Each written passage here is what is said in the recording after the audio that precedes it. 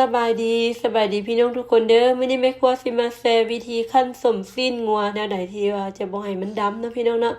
พี่น้องหลายคนก็คือสิเป็นเนาะคั่นส้มซีนงัวยามใดสลายมันจะดำเนาะ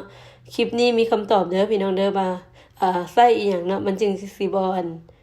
เฮ็ดให้ซีนงัวเฮาส้มซีนเฮาออกมาจะบ่ดำนะพี่น้องเนาะมาเบิ่งนำกันเลยนะแม่ครัวว่าเฮ็ดแนวใดเด้อแต่ก่อนจะไปไปส้มก็ฝากกดไลค์กดแชร์กดติดตามให้แม่ครัวเด้อขอบใจหลายๆแม่ครัวมีซีนครึ่งกิโลเด้อพี่น้องเด้อครึ่งกิโลหรือว่าพร้าวปลายเนาะแม่ครัวใส่ผงทำแหนมตัวนี้เนาะใส่เกลืออยู่ในผงทำแหนมนี่หมดซองนั่นเลยเด้อเพราะว่ามันอยู่ในแพ็กเกจมันจะบอกว่าซีนครึ่งกิโลเนาะต่อซองนึงเนาะแม่ครัวจะเอาเกลือหมดนั่นเลยแล้วแม่ครัวก็ใส่แป้งนัวไปบวงกาแฟ1เด้อกี้นี่เนาะหลังจากนั้นแม่ครัวก็จะคั่นแบบนวดๆไปนี่แหละพี่น้องคั่นนวดไปประมาณ6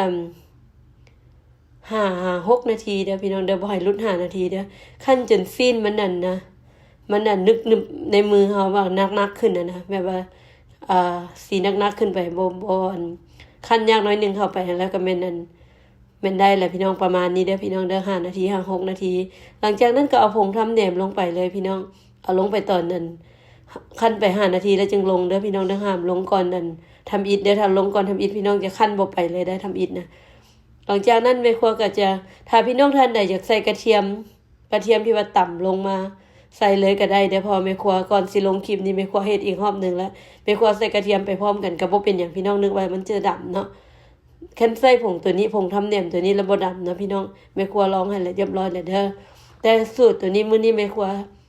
ใส่หลังจากผงทำแหนมลงไปแล้วแม่ครัวเอากระเทียมซอยแล้วก็มะเขือเนาะมะเขือซอยลงมาใส่ในตอนนี้เลยแล้วก็คั่นๆนวดๆไปประมาณ1 นาที2 นาทีเนาะแล้วก็พร้อ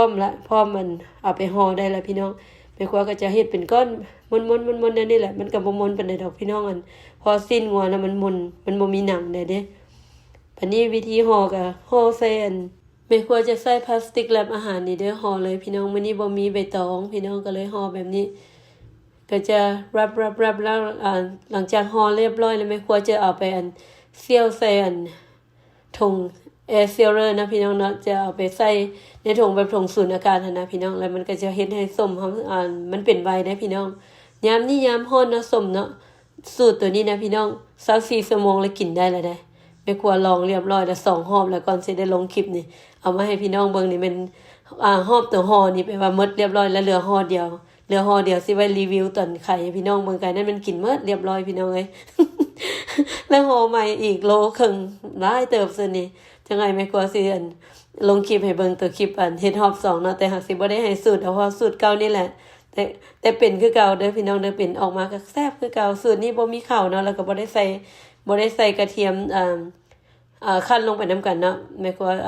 ใส่น้ำหลังแต่พี่น้องอยากใส่น้ำกันก็ได้เด้อเพราะว่าแม่ครัวคั่นรอบ2นะแม่ครัวใส่กระเทียมเข้าไปนํเลยคั่นไปนํเลยก็บ่ดำออกมากระแดงคือเก่าเด้อพี่น้องได้เป็นถงๆกันแม่นนั่นแม่ครัวคั่นรอบ2ได้ตัวอยู่เทิงอันนี้เป็นรอบทำอิฐนี่เหลือ